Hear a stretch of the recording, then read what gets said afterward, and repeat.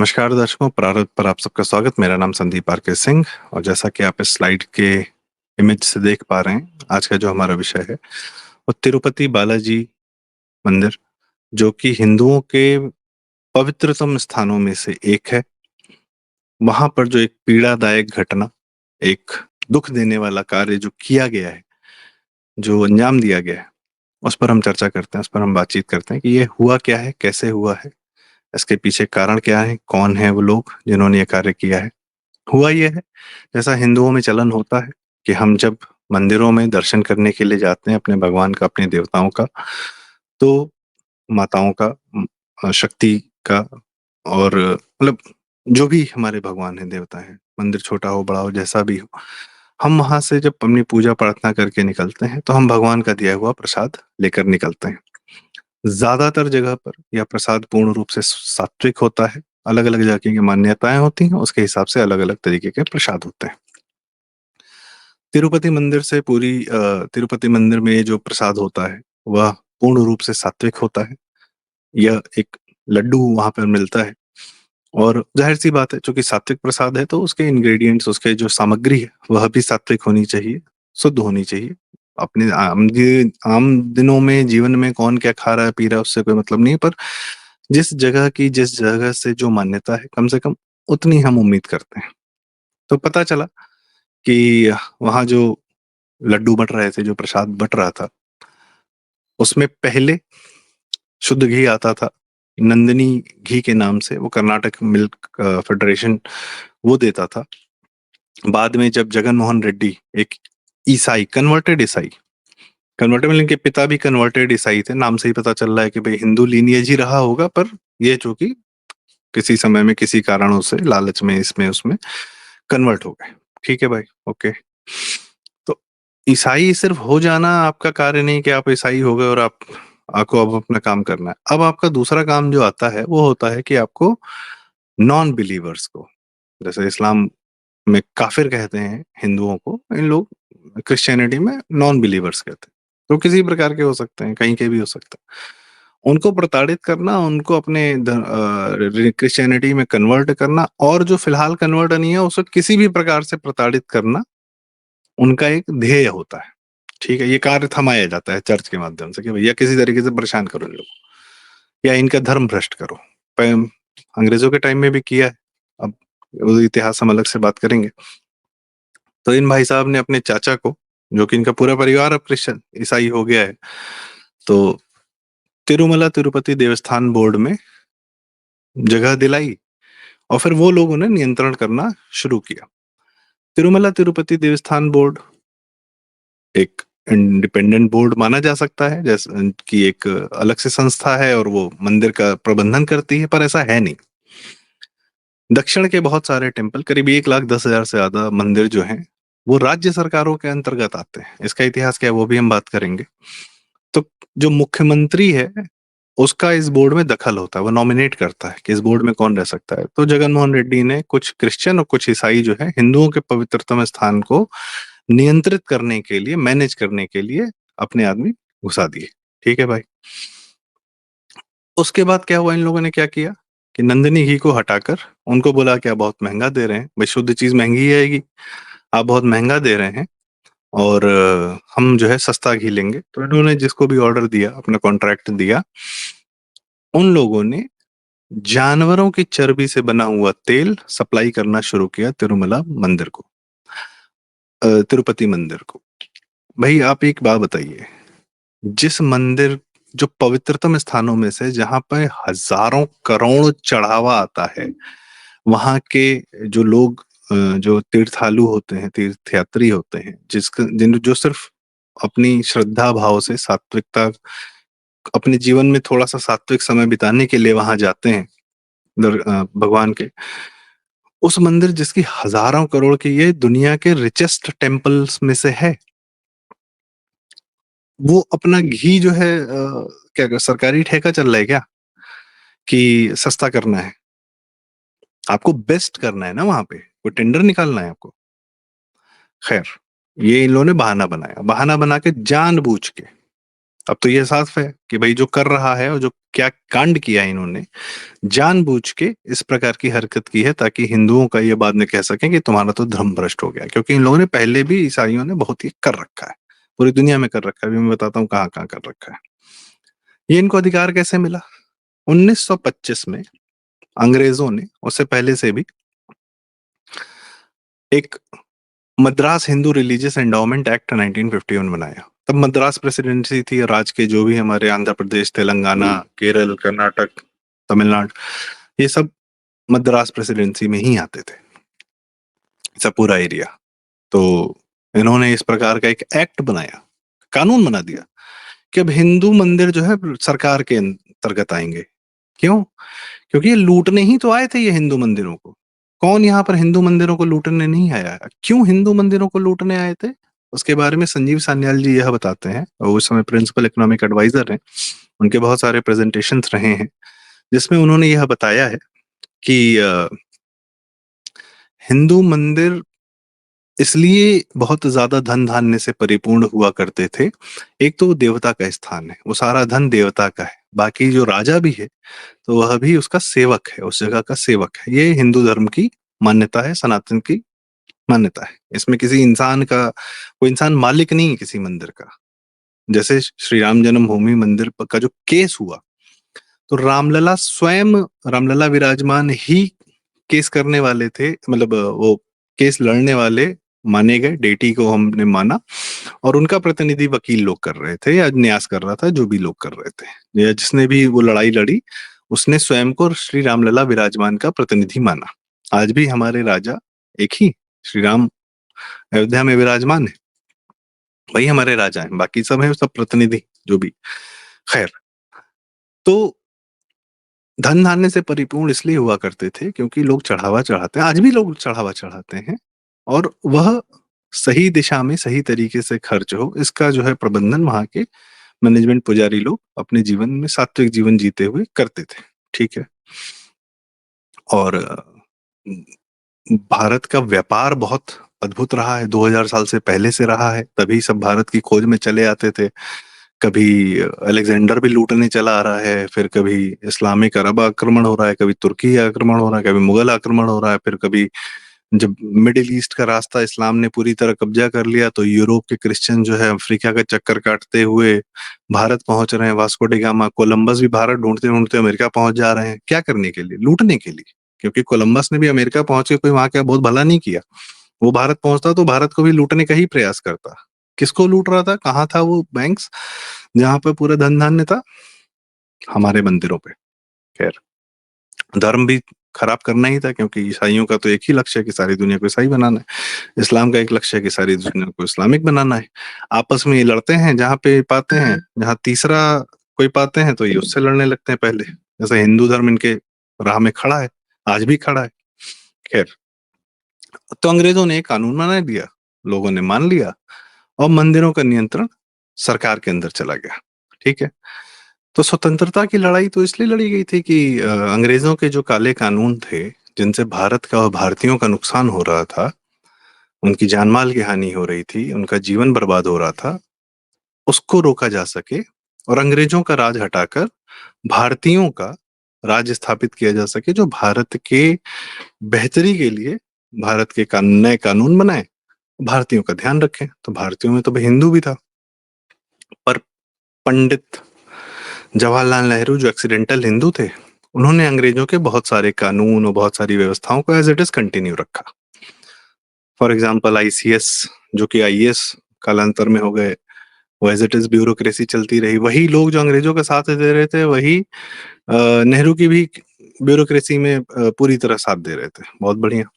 Judiciary as it is चलती रही, और इस प्रकार के काले कानून, जो कि Madras Hindu religious endowment act है, इसको भी इन्होंने कंटिन्यू रखा। किसने कंटिन्यू रखा? तो नेहरू जी के मुख्यमंत्रियों ने, कांग्रेस के मुख्यमंत्रियों ने यह कार्य किया कि जो अंग्रेजों का बनाया हुआ कानून था उसको हटाए नहीं, उसको और मजबूत करते गए, और ज्यादा से ज्यादा मंदिर अपने कब्जे में लेते चले गए, और मंदिरों की जो आमदनी थी या मंदिरों पर जो चढ़ने वाला चढ़ावा था उसको अपने कब्जे में लेते चले गए, और इससे मंदिरों का भला नहीं किया, मंदिरों के कुछ पुजारियों को, जो कि हम देखते हैं काफी गरीबी में जीवन जीते हैं, उनको कुछ तनख्वाह वगैरह दे दी, कुछ मैनेजमेंट के नाम पे कर दिया, थोड़ा बहुत इंफ्रास्ट्रक्चर का काम कर दिया, that's it, plain and simple.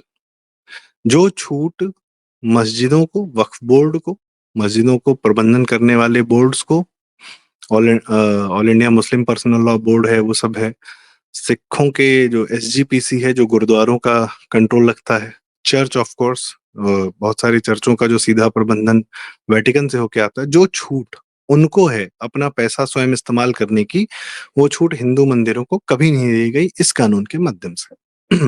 ये भारत में हो रहा था, नेहरू ने इस पे कोई रोक कभी नहीं लगाई। हिंदुओं को यह बताया गया कि आप अपना प्रबंधन नहीं कर सकते, बाकी लोग कर सकते हैं, आप नहीं कर सकते। खैर ये चलता रहा, और इसके माध्यम से क्या हुआ कि 1,10,000 से ज्यादा मंदिर सरकार के नियंत्रण में ही रहे। कालांतर में क्या होता है कि ईसाई मुख्यमंत्री जब बनता है तो वह जानबूझ के इस प्रकार की हरकत करता है जिससे हमारे धर्म को हानि पहुंचे, हमारा धर्म का ह्रास हो, लोगों का उस जगह के प्रति एक जो श्रद्धा भाव है वह टूटे। ये अंग्रेजों का आज का नहीं है और ईसाइयों का आज का नहीं है, ये सदैव से इनका यही चलन रहा है। क्या किया है ईसाइयों ने आज तक? हम अगर ये देखें कि ईसाई यह समझते हैं कि दुनिया पे उनका अधिकार है। क्यों? क्योंकि गॉड ने दुनिया बना रखी है। उनके हिसाब से 6,000 साल पहले, मतलब ईसा से 6,000 साल पहले, आज से 8,000 साल पहले गॉड अचानक से एक दिन प्रकट हुए, उन्होंने कहा ये वो 7 दिन में, 6 दिन में दुनिया बना दी, 7वें दिन आराम किया। ये मान्यता है, ठीक है भाई। लेकिन मान्यता के साथ यह है कि क्राइस्ट जो है वो गॉड के लड़के हैं, उनके पुत्र हैं, और जो क्राइस्ट को मानता है वो क्रिश्चियन है। तो जो गॉड इकलौता क्रिश्चियंस का ही है, किसी और का नहीं। क्योंकि गॉड ने धरती बनाई है, तो अब जो धरती पर सब कुछ है वो क्रिश्चियंस का है, तो ये अधिकार है। कैसे उन्होंने यह कार्य किया? तो ईसाइयों की ये पुरानी आदत है। इस्लाम तो बाद में आया है, 2,000 साल पहले तो स्वयं पैदा हुए थे। तो अचानक से क्या हुआ कि इन्होंने, जब ये मिडिल ईस्ट से निकल के, जेरूसलम से निकल के फिर यूरोप जाते हैं, तो यूरोप पहुंचकर वहां के सारे कल्चर्स को, जितने लोग थे, जो भी उनकी संस्कृति थी, सबको खत्म करते हैं। इसकी डिटेल अलग से हम दे सकते हैं बाद में। और पागन कल्चर्स बोल के उन सबको पूरी तरह मारा गया, औरतों को मारा गया, सबको, लाखों औरतों को जला दिया गया विचेस बोल के, क्योंकि वो अपनी प्रैक्टिसेस कर रहे थे, ठीक है। उसके बाद ये निकलते हैं, जब यूरोप पे कब्जा कर लेते हैं, डार्क एजेस आ जाते हैं यूरोप में। फिर मिडिल एजेस में ही जो उनके बड़े बड़े राजा थे वो सबको फंड करते थे कि आप लोग बाकी दुनिया में जाएं, घूमें, और दुनिया में जो भी है वो आपका है, यह मानकर जो भी आप डिस्कवर करेंगे, भाई आपसे पहले भी ये नॉर्थ अमेरिका, साउथ अमेरिका सब था, पर जैसे ही यहाँ पहुंचता है कोलंबस, और तो पूरे जो इंडिजिनस लोग थे उनको खत्म किया जाता है। पोर्टुगीज भी पहुंचते हैं, स्पेनिश भी पहुंचते हैं, सो मच सो दैट कि ब्राजील, जो कि दुनिया के एक बहुत बड़े देशों में है क्षेत्रफल वाइज, वहां पोर्टुगीज बोली जाती है, वहां पे वहां की अपनी लैंग्वेज नहीं बोली जाती। और बाकी हिस्सों में स्पेनिश बोली जाती, चिली में, अर्जेंटीना में, मेक्सिको में, और यूनाइटेड स्टेट्स और कनाडा में इंग्लिश बोली जाती है। ये सारी भाषाएं यूरोप से निकली हैं। इतने बड़े कॉन्टिनेंट की भाषाओं को खत्म कर दिया गया, किसने किया? क्रिश्चियंस ने किया। आज यहाँ पे इस पूरे कॉन्टिनेंट में मैक्सिमम क्रिश्चियंस ही हैं, इंडिजिनस कुछ बचा नहीं है। यही कार्य इन्होंने अफ्रीका में भी किया। एक किसी देश के राष्ट्रपति, उनकी बड़ी फेमस सेइंग है कि जब क्रिश्चियंस हमारी धरती पर आए, उनके हाथ में बाइबल था, हमारे पास हमारी जमीनें थी, उन्होंने कहा आंखें बंद करो, प्रभु का ध्यान करो, यीशु का ध्यान करो। और जैसे ही हमने यह कार्य किया, जब हमने आंखें खोली, हमारे हाथ में बाइबल थी, हमारी सारी जमीनें उनके कब्जे में थी। यही कार्य इन्होंने भारत में भी करने की कोशिश की, बस भारत का हिंदू धर्म थोड़ा सा ज्यादा सॉलिड निकला, जो अभी तक जिसको ये ध्वस्त नहीं कर पाए। तो ये इनकी बहुत बड़ी तकलीफ है, और इसको ये धीरे धीरे धीरे धीरे यहीं के लोगों को कन्वर्ट करके, यहीं के लोगों को ईसाई बना बनाकर यह कार्य ये करते हैं। तो यहीं के लोगों को ये धीरे धीरे कन्वर्ट करके, यहीं के लोगों को ईसाई बनाकर, चर्च के माध्यम से प्रभावित करके, उनको फंड करके, सारी चीजें करके या यहाँ के लोगों को ही ये हिंदू धर्म का ह्रास करने के लिए वैसे तैयार करते हैं। यहाँ के कुछ लोग हो भी जाते हैं, लालच बहुत है। शुरुआत कहाँ से करें? राजा राम मोहन राय ईसाई थे, हिंदू नहीं थे। हिंदू सुधारक कहे जाते हैं, पढ़ाया गया, नेहरू ने पढ़ाया, लेकिन वो ईसाई थे। उनकी कब्र है लंदन में। और कौन है? बहुत सारे हैं, कमी नहीं थी। प्रयास क्या था? भारत को गरीब बनाए रखो, गरीब रहेगा तो हम थोड़ा वो चावल, थोड़ा पैसा कुछ कुछ देंगे, लोगों को कन्वर्ट करते रहेंगे। गरीब बनाए रखने के बहुत सारे तरीके नेहरू ने इजाद किए भारत को।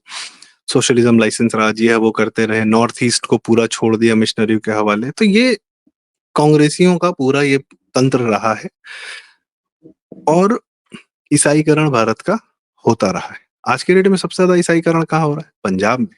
खालिस्तानी, ये जो पन्नू बैठा है अमेरिका में, कोई बड़ी बात नहीं कि कन्वर्टेड क्रिश्चियन। दिल्ली की एक कांग्रेसी नेता अलका लांबा टीवी पे संबित पात्रा जी ने उनको कह दिया कि आप क्या बात कर रही हैं, आप तो कन्वर्टेड क्रिश्चियन है।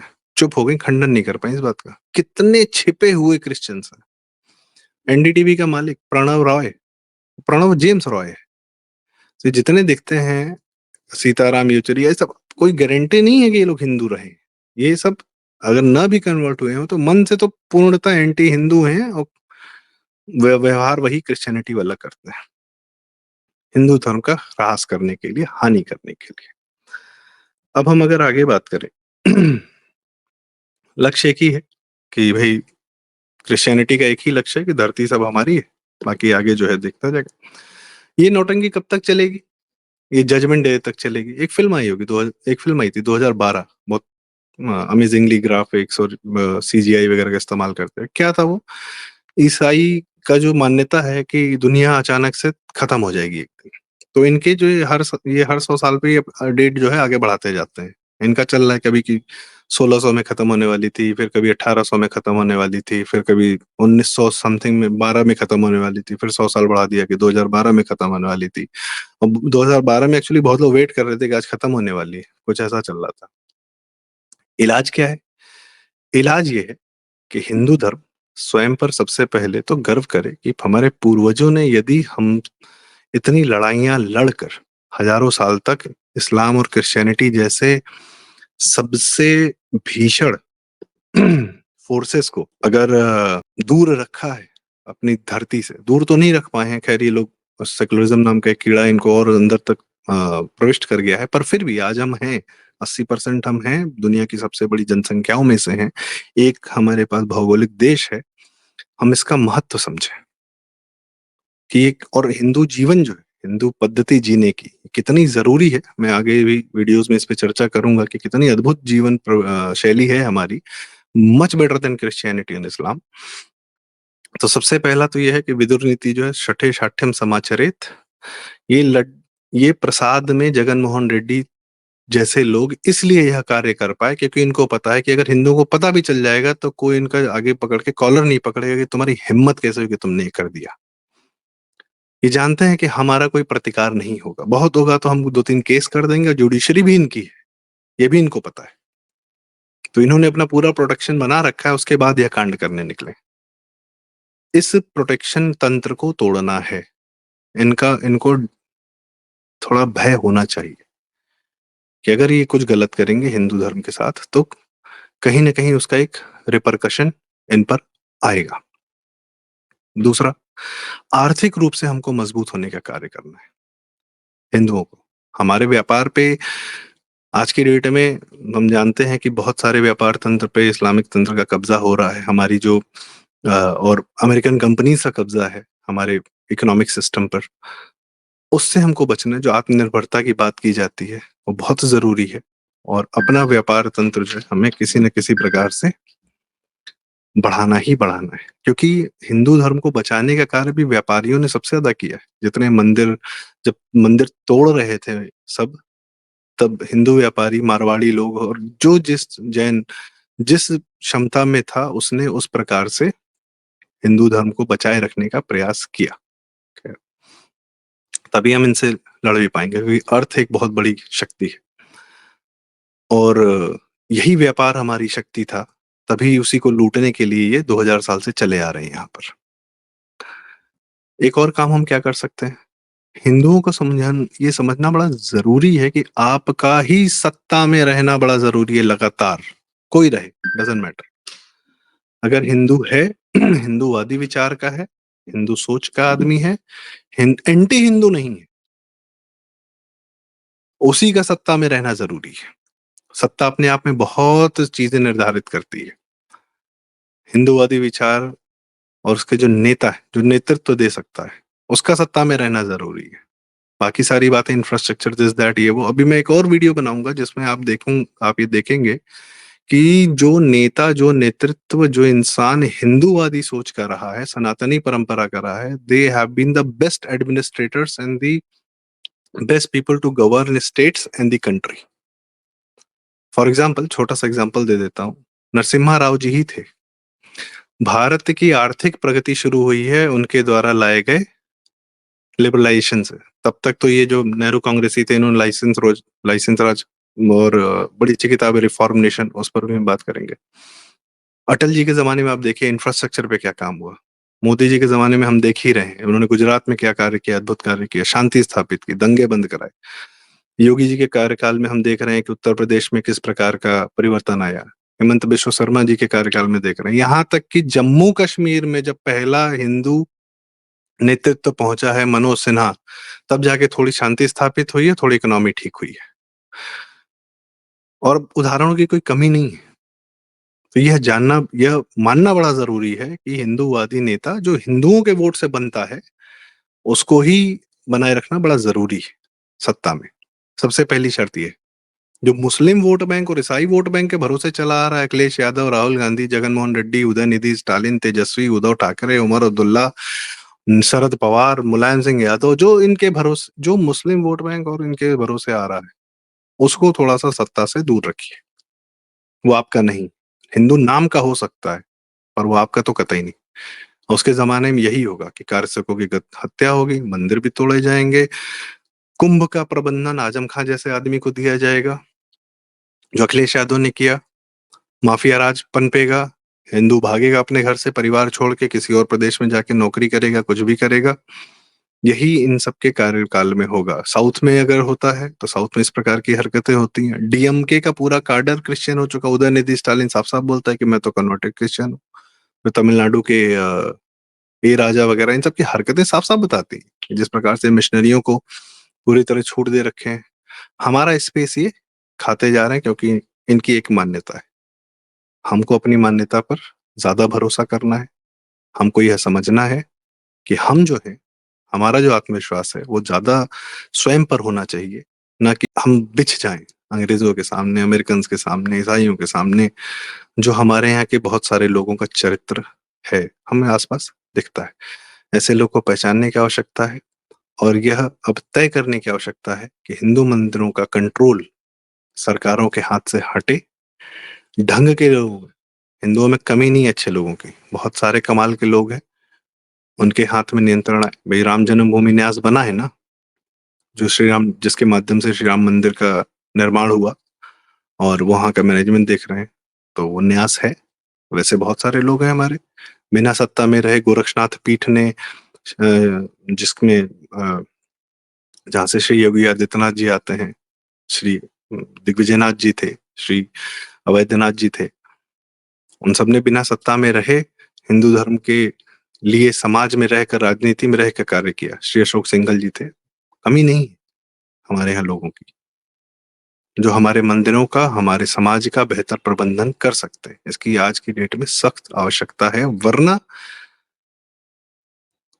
जिनके पाप या पूर्वज थोड़े से लालच या डर में जो चेंज कर गए, बदल गए और आज अपने ही लोगों पर इस प्रकार की हरकतें कर रहे हैं, ये लोग तो हम पर राज करने लायक बिल्कुल नहीं है। यह हमको तय मान लेना चाहिए। और आप देखेंगे पूरी लिस्ट में भ्रष्टाचारी नेताओं के बच्चे हैं ये मैक्सिमम। इनको बहुत प्यार से पाला पोसा जाता है, इनको बताया जाता है कि बड़े होगे तो सीएम ही बनोगे सीधे। भ्रष्टाचारी नेता अपने बच्चों को ही मुख्यमंत्री सीधे बनाता है, ताकि हमने जो जीवन में कुकर्म कर रखे हैं, कम से कम हमारा बच्चा हम पर केस नहीं करेगा, अगले 5-10 साल खींच जाएगा। और ये बच्चे इतने ज्यादा इस तरीके से पाले पोसे जाते हैं, इनको मेहनत मेहनत नहीं करनी है, इनको फ्री में वोट मिल जाता है कहीं से। मुसलमान तो इनको फ्री में वोट दे देता है, तो इनको लगता है कि चलो फ्री में 20% आ रहा है, ये जो कहेगा हम कर लेंगे, हिंदुओं का नुकसान हो कोई दिक्कत नहीं, हमारी जिंदगी मस्त रहेगी। आप देखेंगे कि ये भ्रष्टाचारी नेताओं के सारे बच्चे जो राजनीति में हैं, सबका जीवन शैली यही है, सबकी हरकतें यही हैं, सबके कुकर्म यही। उन्होंने हिंदुओं का नुकसान करने के अलावा और कुछ नहीं किया है। अपना तो जीवन जो जीते हैं जीते ही हैं। यह समझने की आवश्यकता है, समय आ गया है कि अब राज्य सरकार के नियंत्रण से बाहर करें, वो अपना मैनेजमेंट स्वयं करें, वो अस्पताल खोलें, वो स्कूल खोलें, गुरुकुल खोलें, वैदिक गुरुकुल खोलें, साइंटिफिक रिसर्च डेवलपमेंट इंस्टीट्यूट खोलें, अपने बैंक्स खोलें, अपने व्यापार में पैसा डालें, जो मर्जी करें वो बोर्ड सब करें, जो पहले करते थे वो करें। हिंदू मंदिर सब कर सकते हैं, अच्छे से कर सकते हैं। और शायद इसी बात से ये ईसाई और ये मुसलमान, ये सारी जितनी राजनीतिक शक्तियां ये डरती हैं, इसीलिए हिंदू मंदिरों को हमेशा सदैव सरकार के कंट्रोल में रखा है। क्योंकि ये जानते हैं कि जैसे ही हिंदुओं के पास पैसा आएगा, तो वह कुछ बेहतर करना शुरू करेंगे, वो लोगों को गरीबी से बाहर निकालना शुरू करेंगे। गरीबी थी तभी तो मदर टेरेसा जैसे लोग आके यहाँ पे कन्वर्ट करते थे, मरते हुए आदमी को कन्वर्ट करते थे। गरीब भारत को गरीब बनाए रखने में इंटरेस्ट ब्रिटिशर्स का था, आज के डेट में अमेरिका का है, चीन का है, और यहाँ के भ्रष्टाचारी नेताओं का रहा है। और ये गरीबी रहेगी तो लोग कन्वर्ट होते रहेंगे। हिंदू आदमी गरीबी से बाहर आ जाएगा तो अपना समाज, अपना धर्म, अपना सब कुछ सुदृढ़ करेगा। इसी बात से ये डरते हैं, तकलीफ में रहते हैं, इसीलिए इस प्रकार की हरकतें करते हैं और मंदिरों को अपने नियंत्रण में रखते हैं। समाधान बहुत सारे हैं, आप लोग बेहतर जानते हैं, आप लोग भी अपनी राय कृपया कमेंट में मुझे बताएं। और इसी के साथ आज की इस वीडियो का मैं समापन करता हूँ। बहुत बहुत धन्यवाद, नमस्कार। कृपया चैनल सब्सक्राइब करें, वीडियो लाइक करें, शेयर करें अगर आपको लगा हो कि ये जानकारियाँ या ये जो बातें मैंने की ये ठीक लगी हैं, तो कृपया करें। थैंक यू सो मच, नमस्कार, प्रणाम, राम राम।